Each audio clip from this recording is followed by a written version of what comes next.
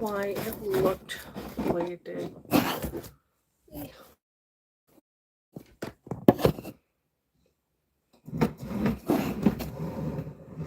Good enough. I'm going to put some True Crime on while we do this.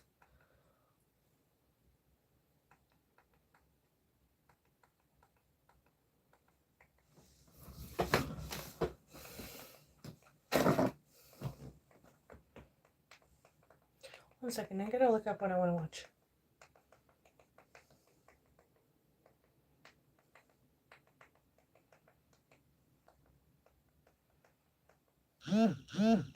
We're gonna watch Saul. Okay, see how loud this is?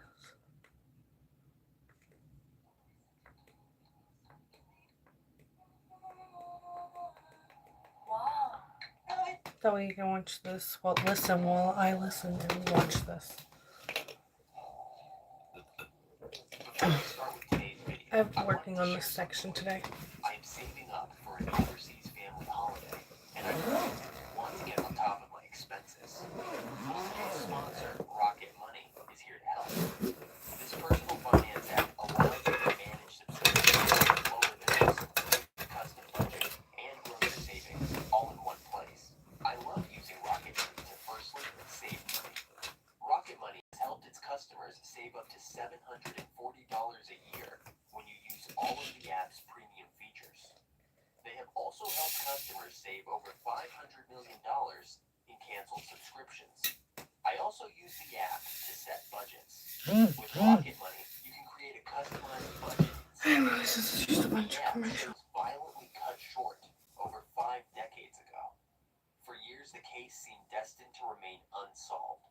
One of those stories that lingers in the background, forever waiting for closure, revealing errors that had led to years of confusion. It's being The investigation centered around weird. the suspect, 77-year-old Joseph Ambrose, who had been linked to the crime since its early days. Until this stays. Ambrose had been interviewed multiple times in the past, including in 1969 and again in 1999. But after moving around the country and living under various aliases, the investigators had trouble locating him in recent years. When investigator Green ran Ambrose's name and social security number through Clear, he made a crucial discovery. Ambrose was still alive. Despite rumors of his demise, the tool showed that Ambrose had moved more than 24 times since the original investigation and had married several times. This data allowed investigator Green to pinpoint his current location, and it became clear that he was living in Oklahoma, where he was eventually arrested and charged with the brutal slaying in November 2024. As the case moves toward trial, Kathy Tull, Mary Kay's cousin, expressed hope that this chapter will finally bring peace to the family. Kathy said, "I want them to remember what he allegedly did to her, not what he's like now, or who he is now. He still allegedly took her life, and hoping this will be over soon, and we will know. We can all get some peace and rest." On November 25th, he was brought into Saunders County District Court for his hearing in a wheelchair and on oxygen. He did not say a word to the court. He was only seen whispering to his attorney. While the defense argued that Ambrose is not a flight risk, the judge denied bond. The defense team said that with his health issues, he is not a risk to skip town, even if he were allowed to post a cash bond. But the prosecution argued that even though the alleged slaying happened 55 years ago, people often act differently when facing these types of serious charges. The trial, which is set for December 16th, 2024, will hopefully provide the final answers that the Hesse family has been seeking for more than 5 decades. In 2015, a couple from Cobb County, Georgia, vanished after responding to an online ad. What seemed like a routine Craigslist transaction quickly spiraled into a nightmare as the couple was lured into a trap. For nearly a decade, their family and the community were left without answers, as the case remained cold, despite early arrests and setbacks in the legal process. But after years of waiting, the man responsible for their tragic demise has pleaded guilty, closing a dark chapter. Bud and June Runyon were a beloved couple from Cobb County, Georgia. Bud, a Vietnam War veteran, had always always cherished the memories of his time in the military, including his beloved 1966 Ford Mustang, an iconic car he had purchased while serving overseas. After he retired, Bud had a simple wish: to find another Mustang, one similar to the one he had once owned, as a way to relive some of the joy and memories of his younger years. June, his devoted wife of over 40 years, was always by his side, supporting his endeavors and ideas. Together, they had built a life centered on helping others. In 1991, they began a ministry dedicated to assisting families in need. They paid utility bills, provided groceries, helped single parents, and gave toys to children at Christmas. Over the years, their work expanded across multiple states, reaching places like West Virginia, Kentucky, and Alabama. They also ran a Christmas Eve tradition of delivering bicycles to children in underprivileged neighborhoods, fixing up old bikes, and bringing joy to families in need. Despite their well-known kindness and commitment to others, the couple's dream of finding a new Mustang would become a tragic turning point in their lives. In January 2015, they placed a Craigslist ad in search of the classic car, unknowingly setting in motion the events that would lead to their demise. On January 15, 2015, Bud and June set out on what they thought would be an exciting day, a road trip to McRae, Georgia, to meet a man who had listed a 1966 Ford Mustang for sale on Craigslist. No one knew where Bud and June had gone, and the family grew increasingly worried as the days passed without a trace. When the couple failed to return home, their daughter, Brittany Patterson, quickly alerted authorities. The Georgia Bureau of Investigation, GBI, took over the case, and a widespread search began, but initial leads were scarce. The couple's absence was baffling, and it was not clear if they had simply gotten lost or if something more sinister had occurred. A breakthrough came when the couple's vehicle was found 4 days later, submerged in a lake near McRae. The discovery of the SUV confirmed the worst. Bud and June had not just gotten lost, they had been victims of a violent crime. Their bodies were found nearby in a wooded area, both shot in the head. The nature of their demises left little doubt that this was no accident. The authorities quickly began to focus on their last known interactions. The Runnions had communicated with a man named Ronnie J. Towns, who had responded to Bud's Craigslist ad about the 1966 Mustang. Towns, who had claimed to be selling the car, became the prime suspect. Investigators learned that Bud and June had driven to Telfair County after speaking with him, but when they arrived, there was no car. Further investigation revealed that Towns had a history of criminal behavior, though nothing that had directly linked him to the Runnions before. In the immediate aftermath of the slayings, Towns had been arrested briefly, but there was not enough evidence to charge him with the crime, and he was released. The case seemed to stall as the GBI struggled to piece together the evidence. In 2017, a key part of the investigation unraveled when an indictment against Towns was thrown out. A trial court ruled that the grand jury selection had not been properly randomized, throwing the case into a legal limbo. The family, devastated by the delays, was forced to wait even longer for justice. The case took another turn in 2020 when Towns was reindicted. The global pandemic slowed court proceedings, and it seemed as if the wait for justice would never end. Then, in July 2024, an unexpected breakthrough came from a most unlikely source: a Magnum fisherman. While trawling a river near Atlanta, the fisherman recovered a .22 caliber rifle and the Runnions' IDs, leading investigators to return to the area. 2 days later, they found additional items belonging to the victim, including credit cards and a cell phone. This new evidence was crucial in finally bringing the case to a close. The GBI used this evidence to secure a search warrant for Towns' home, which led to the discovery of further damning items. During further investigation, the detectives have created the timeline of events as they believe it happened. Bud and June had communicated with the seller, Towns, who had assured them the car was just what they were looking for. But when they arrived at Towns' property, they quickly realized there was no Mustang. Instead, were met with violence. Towns, who had lured them there under false pretenses, had no intention of selling the car. Instead, he planned to rob them. After an exchange that likely escalated quickly, Towns shot both Bud and June at point-blank range. Towns grew up on a farm down a long dirt road where his father raised pine trees and grew soybeans, corn, and peanuts. At 28 years old, he had a family of his own, a wife and a young daughter. Towns' uncle, Buddy Towns, said, "It just does not make any sense why this would even go down. It is hard for his parents. They are not understanding." The new physical evidence, along with earlier interviews and DNA analysis, formed the basis for Towns' guilty plea on November 18, 2024.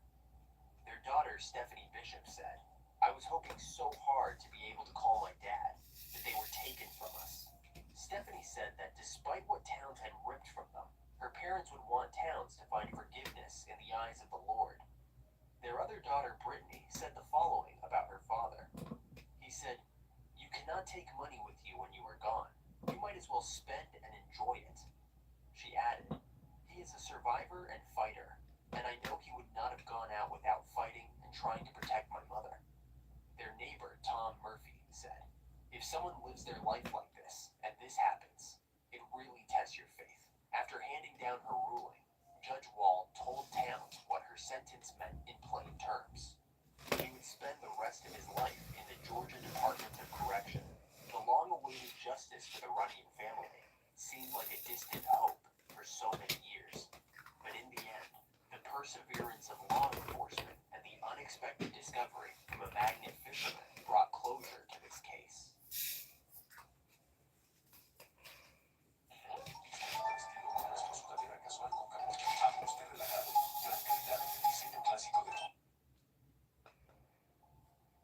For nearly 6 decades, the brutal slaying of 75-year-old Louisa Dunn cast a dark shadow over the streets of Bristol. Discovered lifeless in her home on a summer day in 1967, her case baffled investigators and grew cold as the years passed. In a turn of events, a breakthrough in forensic science has resurrected the case, drawing new attention to one of England's oldest cold cases. Louisa Dunn was born in the early 1890s. Her first marriage was to Teddy Parker, a respected city councilor. Louisa was expected to take on the esteemed role of mayoress, but that vision was cut short when Teddy passed away unexpectedly, leaving Louisa widowed and her dreams unrealized. In time, she found companionship again, marrying John Dunn, a night watchman. Their life together was simpler but stable, giving Louisa a sense of security after her earlier loss. Tragically, this stability was also fleeting. John too passed away, his end leaving her a widow for the second time. Without the presence of family or close companions, Louisa gradually withdrew from public life. Once active in Bristol's social circles, neighbors described Louisa as a quiet, solitary woman by the 1960s, choosing to retreat into the confines of her home on Britannia Road in Easton. It was inside this modest home that Louisa's life would come to a shocking and violent end. It was late June 1967, and Britannia Road carried on as usual. Though 75-year-old Louisa was in many ways a recluse, her house remained unusually still. Neighbors became concerned when they had not seen Louisa for some time. One neighbor decided to check in on her. What they discovered shattered the quiet calm of the street. Louisa was found lying on the living room floor, her body showing clear signs of violence. The room itself bore little evidence of a struggle, but an autopsy would later find that Louisa had been assaulted and strangled. The timeline of her tragic demise remained unclear, with investigators estimating it could have occurred any time between June 26th and 29th. As word spread through the neighborhood, fear rippled through the community, and Louisa's home, which was once a quiet refuge, became the focal point of an investigation that would baffle the police for decades. The investigation into Louisa's slaying began quickly, but soon became a race against the limits of 1960s forensic technology. The police combed her home, searching for any clues that might lead them to her perpetrator. The cause of demise, strangulation and asphyxiation, was determined early, but the scene revealed little else. leading investigators to wonder if Louisa had known her attacker or if they had gained access through trickery. The detectives interviewed neighbors and nearby residents, hoping someone might have seen or heard something unusual in the days leading up to her end. The items collected from the scene, including fibers and other trace materials, provided no immediate breakthroughs. As the days turned into weeks, public interest in the case remained high. Louisa's tragic slaying dominated local headlines, sparking fear across the community and putting pressure on Avon and Somerset police. Theories circulated, but leads dried up, and without modern forensic tools, the investigators found themselves at an impasse. By the end of 1967, the trail had gone cold. The case was shelved but not forgotten, filed away among the growing list of unsolved slayings. The breakthrough finally came in 2023, more than half a century after Louisa Dunn's slaying. Avon and Somerset police, as part of a renewed focus on cold cases, began re-examining the evidence from that long-forgotten investigation. Advances in forensic science, particularly in DNA analysis, offered hope that the technology unavailable in 1967 might finally shed light on the mystery. Forensic experts meticulously reviewed items preserved from the crime scene, and they were able to detect traces that would have been invisible to investigators decades earlier. A piece of evidence gave them a crucial DNA profile. Investigators turned to modern databases and genealogy tools, piecing together connections that led them to an unexpected suspect. In November 2024, the police arrested 92-year-old Ryland Headley, a man living in Ipswich who had been in his 30s at the time of the crime. The DNA evidence linked him directly to the scene of the crime, and the long, cold case was suddenly pushed back into the spotlight. The arrest marked a historic moment, not only for the Dunn family, but for law enforcement. It was the oldest cold case in Avon and Somerset Police's history to result in charges, in large part thanks to the determination of investigators who refused to let Louisa's story fade into obscurity. A plea and trial preparation hearing were fixed for February 14th, 2025. No application for bail was made. Headley's trial will start on June 16th, 2025. In the summer of 1986, a woman's body was discovered floating in Lake Pontchartrain, just off the shore of Slidell, Louisiana. With no identification and few clues, she became known only as Lake Lady Jane Doe. Her end was ruled a slaying, but for years, her identity and the truth behind it remained a mystery. The case grew cold, despite countless efforts from law enforcement, public appeals, and advances in forensic science. It was not until 38 years later that a breakthrough would reveal the woman's name. In June of 1986, a fisherman stumbled upon a body floating in Lake Pontchartrain, just off the coast of Slidell, Louisiana, near the I-10 twin-span bridges. The authorities quickly responded, and the body was recovered. The victim, a young woman estimated to be in her 20s or early 30s, was discovered to have been the victim of a slaying. She had been asphyxiated, with a plastic bag tightly secured around her head using duct tape. Stab wounds were found on her face, and a weight was tied around her neck, suggesting that the perpetrator had intended to keep the body submerged. Despite a thorough investigation, including forensic analysis and a composite sketch created by the Louisiana State University Faces Lab to depict the woman's possible appearance, the victim remained unidentified. For years, the case would see periodic updates, but the name of the woman, later known as Lake Lady Jane Doe, eluded authorities. Throughout the years, the St. Tammany Parish Sheriff's Office, alongside the Louisiana State Police Crime Laboratory and the St. Tammany Parish Coroner's Office, pursued multiple leads. In the early stages, DNA analysis was conducted, and her profile was shared with the public through television broadcasts, including a segment on America's Most Wanted. But despite these efforts, the case remained cold, with no breakthroughs in identifying the victim.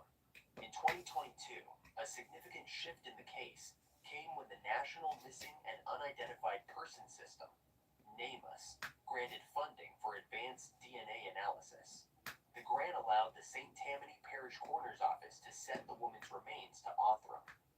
Scientists at Othram were able to develop a comprehensive DNA profile from the evidence collected years earlier. By April 2023, using genetic genealogy, Othram researchers identified potential family members, sparking a series of interviews with those individuals. It was not long before detectives confirmed the woman's identity: Pamela Lee Hupp, also known by the alias Deborah Gale Justice. Pamela had been born on April 28, 1958, and was 28 years old at the time of her demise. She was pregnant with her second child when her life was taken. The authorities learned that Pamela had lived in Fort Lauderdale, Florida, before she lost her life, but the exact circumstances of her fate remained unclear. Even with the lengthy gap between when her life was taken and her identification, the case remained active, with law enforcement vowing to pursue justice for Pamela and uncover the truth behind her tragic end. In October 2024, after nearly 4 decades, the St. Tammany Parish Sheriff's Office made a public announcement revealing Pamela's identity. Sheriff Randy Smith praised the tireless efforts of the detectives, forensic scientists, and genealogists who worked on the case, ensuring that Pamela's story would no longer remain a nameless tragedy. The case of identifying the late Lady Jane Doe is finally solved.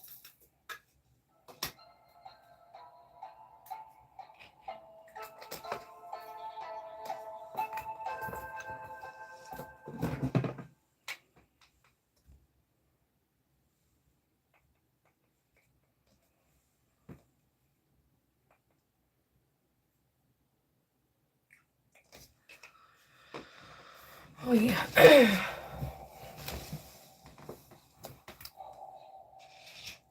A loving mother of 6 from Phoenix, Arizona, was fatally shot in her home in 1998.